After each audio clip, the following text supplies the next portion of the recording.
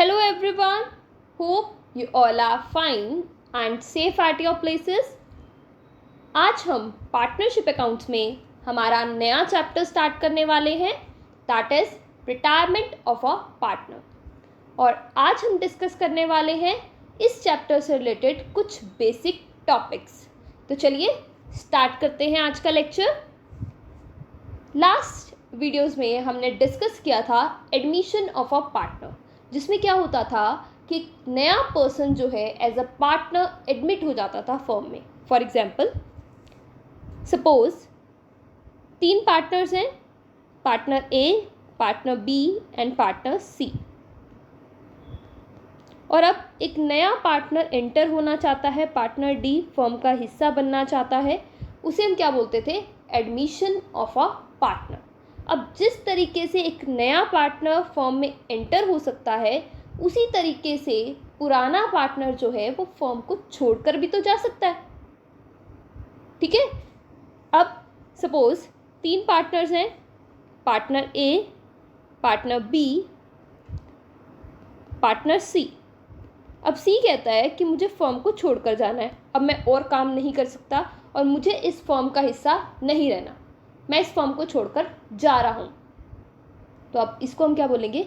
Retirement of a partner. जब एक partner firm को छोड़कर चला जाता है और वो फर्म में अब फ्यूचर में पार्टनर नहीं रहता, उसे हम क्या बोलते हैं? Retirement of a partner. Okay, so what is retirement of a partner? Retirement of a partner क्या है? Retirement of a partner means that a partner ceases to be a partner of a firm. जब एक partner firm का partner नहीं रहता, यानी वो seize हो जाता है, यानी टू पुट एन एंड हो जाती है उसकी पार्टनरशिप टर्म, वो पार्टनर अब फ्यूचर में नहीं रहेगा, उसे हम क्या बोलते हैं? Retirement of a partner. Clear है? एडमिशन के टाइम पे एक नया पार्टनर एंटर हो जाता है और रिटायरमेंट के टाइम पर एक पुराना पार्टनर फर्म को छोड़कर चला जाता है। क्लियर है? अब क्वेश्चन ये है कि पार्टनर कब रिटायर हो सकता है। तो इसके कुछ केसेस हैं हमारे पास कि पार्टनर कब रिटायर हो सकता है। A partner may retire, first one is if there is an agreement to that effect. अगर उससे रिलेटेड पहले से ही एग्रीमेंट है, पहले से ही डिसाइडेड है कि ये जो पार्टनर है वो इस डेट को रिटायर हो जाएगा, तो वो रिटायर हो सकता है। फॉर एग्जाम्पल, राम, श्याम और सीता 3 पार्टनर्स हैं। ठीक है। अब यहाँ पे इन तीनों पार्टनर्स ने डिसाइड कर रखा था कि श्याम जो है वो पार्टनरशिप के 1 साल बाद रिटायर हो जाएगा, या फिर कोई भी डेट डिसाइड कर दी कि इस डेट को रिटायर हो जाएगा। तो जो भी डेट डिसाइडेड होगी उसमें श्याम जो है वो फर्म को छोड़कर चला जाएगा, यानी रिटायर हो जाएगा। तो फर्स्ट केसेस पार्टनर कब रिटायर हो सकता है? If there is an agreement to the effect, पहले से ही उससे रिलेटेड एग्रीमेंट है। Next is if all other partners agreed to his retirement, अगर बाकी सारे पार्टनर्स उसकी रिटायरमेंट के लिए एग्री करते हैं। ये भी एग्जाम्पल से समझते हैं।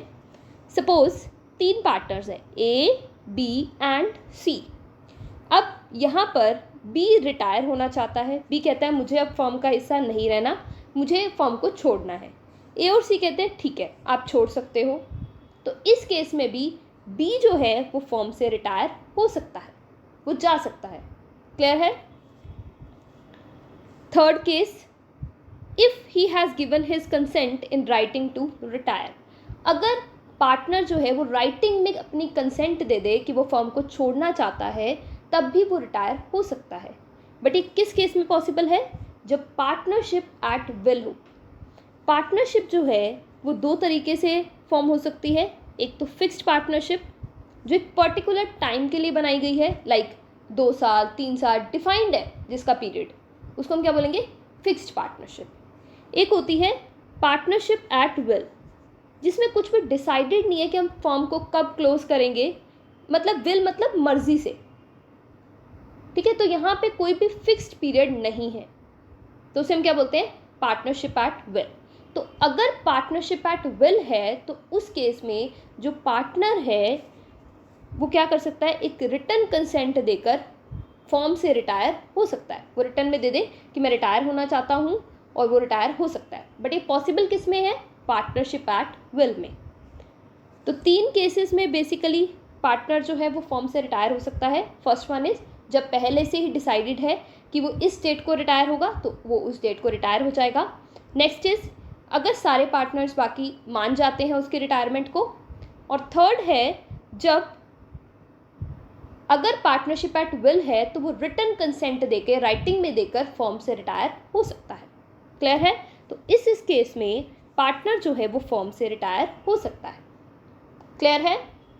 अब नेक्स्ट क्वेश्चन मेरा आपसे ये है कि जब एक पार्टनर फॉर्म से रिटायर हो रहा है तो क्या वो फॉर्म के लिए लायबल रहेगा? क्या जो फॉर्म की लायबिलिटीज़ हैं उसके लिए लायबल रहेगा? फॉर एग्जाम्पल 3 पार्टनर्स हैं ए, बी और सी। इन्होंने पार्टनरशिप स्टार्ट की। ठीक है, आपको पता है कि जब हम फर्म स्टार्ट करते हैं तो हमें बहुत सारे लाइबिलिटीज़ भी आ जाती हैं हमारे पास। लाइक फर्म ने कोई लोन ले लिया, क्रेडिटर्स का पैसा देना है या किसी और का पैसा हमने देना है। ठीक है, बहुत सारी लाइबिलिटीज़ होती हैं हर एक बिजनेस की। तो अब फॉर एग्जाम्पल अब थोड़े टाइम बाद पार्टनरशिप की बी रिटायर हो जाता है। ठीक है, बी रिटायर हो गया तो क्या अब ये जो लाइबिलिटीज़ हैं जो फर्म की है, क्या बी उसके लिए लायबल रहेगा? क्या बी उसके लिए रिस्पॉन्सिबल होगा? क्या बी की कोई जिम्मेदारी बनती है रिटायरमेंट के बाद? तो बी कहेगा नहीं, अब तो मेरा कोई लेना देना ही नहीं है, अब तो फर्म ए और सी की है, तो ए और सी की जिम्मेदारी, मेरी तो कोई जिम्मेदारी नहीं है। क्लियर है? तो जब एक पार्टनर रिटायर हो जाता है तो उसकी लायबिलिटी ख़त्म हो जाती है। यानी एक पार्टनर की लायबिलिटी कब तक है? डेट ऑफ रिटायरमेंट तक। उसके बाद वो फर्म की लायबिलिटीज़ के लिए लायबल नहीं है, यानी उसको जिम्मेदार नहीं ठहराया जा सकता। बट अब यहाँ पे एक कंडीशन है। कंडीशन ये है कि अगर पार्टनर चाहता है कि वो फर्म की फ्यूचर लायबिलिटीज़ के लिए लायबल ना हो तो उसको क्या कर देना पड़ेगा? Public notice. क्या देना पड़ेगा बच्चे? Public notice. या अब जब बी रिटायर हो रहा है तो उसे क्या करना है? उसे पब्लिक नोटिस देना है। ठीक है, पब्लिक नोटिस का मतलब क्या है कि उसे ऑफिशियल गैजेट में नोटिफाई कराना पड़ेगा, गवर्नमेंट नोटिफाई करवाना पड़ेगा इस चीज़ का, और एक इंग्लिश न्यूज़पेपर और लोकल न्यूज़पेपर में ये बात पब्लिश करनी होगी। इसका मतलब क्या है? अगर वो ये चीज़ कर लेता है तो इसका मतलब कि उसने पब्लिक नोटिस दे दिया।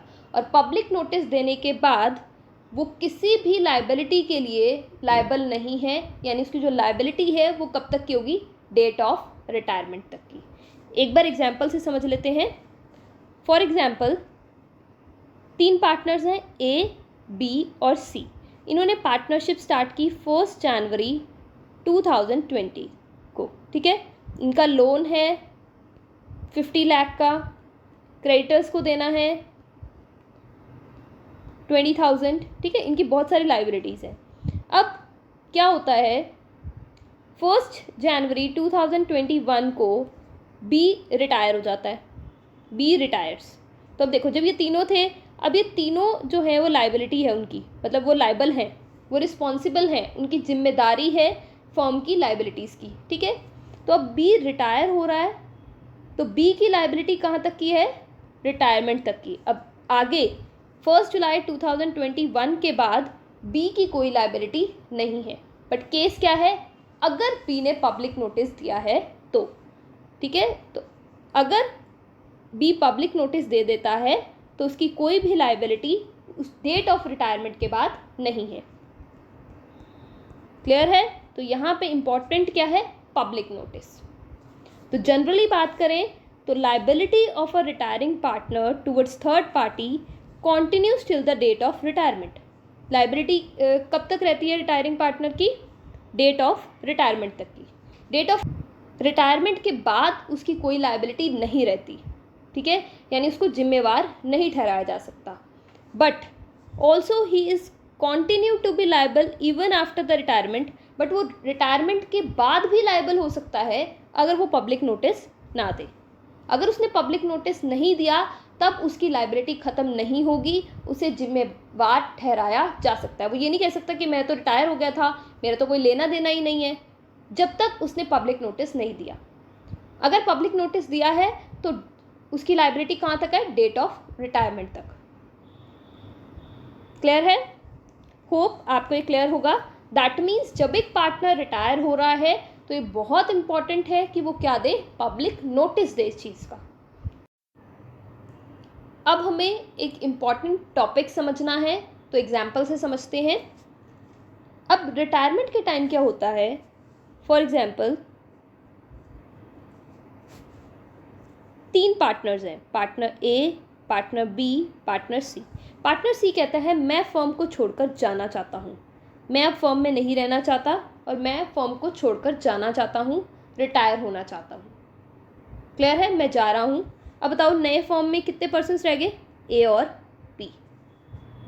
तो अब देखो, पहले जो प्रॉफिट्स 3 पर्सन्स में डिस्ट्रीब्यूट होते थे, अब वो कितने पर्सन्स में डिस्ट्रीब्यूट होगा? 2 पर्सन्स में, बिकॉज एक पर्सन क्या हो गया? चला गया। सपोज पिज़्ज़ा की बात करें तो पहले जो पिज़्ज़ा 3 पर्सन्स खाते थे, अब वो पिज़्ज़ा कितने पर्सन्स में डिस्ट्रीब्यूट होगा? 2 पर्सन्स में। तो मुझे बताओ, ये जो 2 पर्सन्स हैं उनको पिज़्ज़ा ज़्यादा मिलेगा? ऑब्वियसली ज़्यादा मिलेगा ना, कि अब पहले 3 जाने खाते थे तो तीनों को 3 हिस्से होते थे और अब 2 जाने हैं खाने वाले तो अब 2 हिस्से होंगे, तो क्या इनका शेयर इंक्रीज हो गया होगा?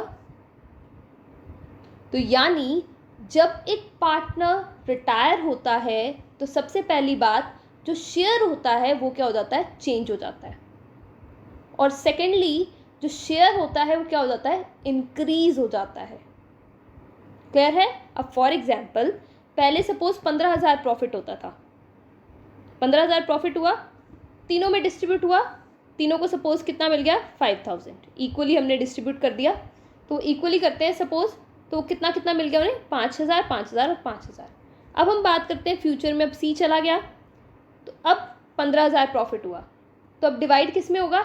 ए और बी में। तो ए और बी को कितना मिलेगा? 7,500, 7,500।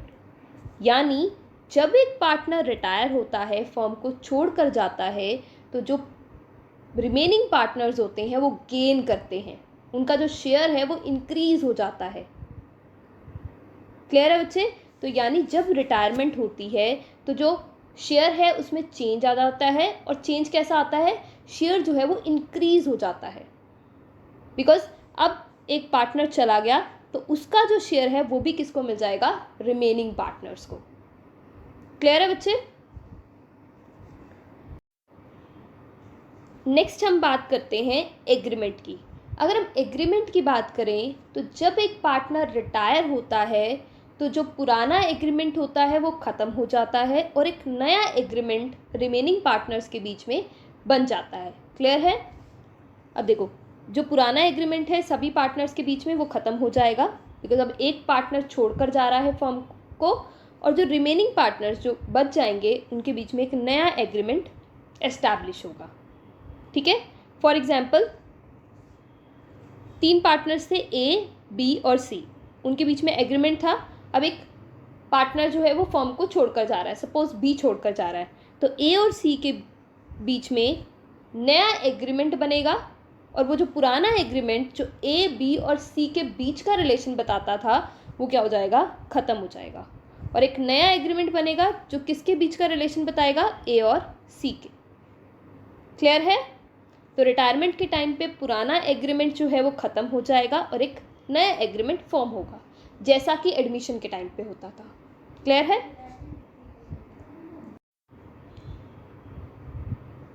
अब क्वेश्चन ये है कि जब एक पार्टनर फर्म से जा रहा है तो क्या वो फर्म से कुछ लेकर जाएगा? ऑब्वियसली क्या लेकर जाएगा? अपना हिस्सा लेकर जाएगा। पहली बात, जो पार्टनर रिटायर होता है उसे हम क्या बोलते हैं? रिटायरिंग पार्टनर और आउटगोइंग पार्टनर। क्लियर है? तो अब जब एक पार्टनर रिटायर हो रहा है तो वो फर्म से अपना शेयर लेकर जाएगा, तो वो क्या क्या लेकर जाएगा? फर्स्ट इज कैपिटल, जो उसने पैसा लगाया है वो लेकर जाएगा। अमाउंट ऑफ गुडविल, जो उसने इतना काम किया है, रेपुटेशन कमाई है, उसका कुछ हिस्सा लेकर जाएगा, गुडविल का अमाउंट लेकर जाएगा। जो भी रिजर्व्स, एक्यूमुलेटेड प्रॉफिट्स और लॉसेस में उसका शेयर बनता है वो लेकर जाएगा। जो भी रीवैल्यूएशन का प्रॉफिट और लॉस होगा उसमें भी वो शेयर लेकर जाएगा। तो जब एक पार्टनर रिटायर होगा तो उसका जो भी शेयर बनता है फर्म में वो लेकर जाएगा। ऐसे थोड़ा ना कोई भी पार्टनर फर्म से चला जाएगा, उसने कुछ उसमें पैसा लगाया है, इतने एफर्ट्स किए हैं, जो भी उसका शेयर बनेगा, जो भी उसका हिस्सा बनता है वो लेकर ही पार्टनर जो है वो फर्म से रिटायर होगा। क्लियर है? सो ये थे कुछ basics relating with retirement of a partner. अब अगर हम बात करें टॉपिक्स की कि इस चैप्टर में हम कौन कौन से टॉपिक्स को कवर करने वाले हैं, तो वो क्या हैं? That are, first is calculation of new ratio. New ratio कैसे कैलकुलेट करते हैं? जैसा कि मैंने आपको बताया कि रिटायरमेंट के टाइम पर क्या होगा कि जो पार्टनर्स का शेयर है वो चेंज हो जाएगा। क्लियर है? उनके शेयर में कुछ इंक्रीज हो जाएगा। तो इसलिए यहाँ पे हमें क्या फाइंड आउट करनी पड़ेगी? नई रेशो फाइंड आउट करनी पड़ेगी।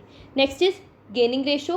अब यहाँ पे पार्टनर्स जो हैं वो गेन करते हैं बिकॉज पहले जो चीज़ ज़्यादा पर्सन्स में डिस्ट्रीब्यूट हो रही थी, अब एक पार्टनर जा रहा है तो अब वो कम में डिस्ट्रीब्यूट होगी, तो पार्टनर्स क्या करेंगे? गेन करेंगे। तो गेनिंग रेशो कैसे फाइंड आउट करते हैं, कितना वो गेन कर रहे हैं, वो हम फाइंड आउट करना सीखेंगे। Next is treatment of goodwill. Goodwill का ट्रीटमेंट कैसे किया जाएगा, फ्री रिजर्व्स का ट्रीटमेंट कैसे किया जाएगा, एक्यूमुलेटेड लॉसेस और प्रॉफिट्स का treatment, revaluation of assets and liabilities. ये सब ट्रीटमेंट तो हमारा जैसे ही हमने एडमिशन में किया था वैसे ही रहेगा। Next is retiring partners loan account, कैसे उनका लोन अकाउंट जो है वो सेटल किया जाएगा। ये सब टॉपिक्स हम retirement of a partner chapter में डिस्कस करने वाले हैं। होप आपको ये क्लियर होगा। आज के लिए बस इतना ही। Thank you so much for your attention. God bless you all. Have a nice day.